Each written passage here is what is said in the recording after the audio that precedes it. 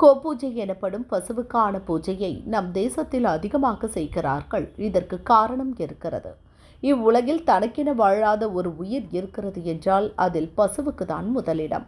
உலகில் உள்ள அத்தனை மிருகங்களின் பாலையும் நம்மால் பயன்படுத்த முடியாது. அது அந்த மிருகங்களின் குட்டிகளுக்கே பயன்படும். ஆட்டுப்பால் அனைவருக்கும் ஒத்துக்கொள்ளாது. தாய்ப்பால் பெரும்பாலும் அவளது குழந்தைக்கு மட்டுமே போதுமானதாக இருக்கும்.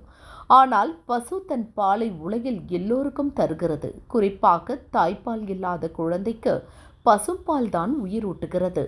தன்னலம் கருதாமல் சேவை செய்வதே உண்மையான இறைப்பணியாகும்.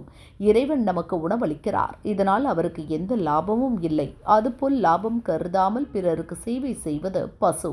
எனவே இறைவனுக்கு பூஜை செய்வது போல பசுவையும் தெய்வமாக கருதி பூஜை செய்கிறோம்.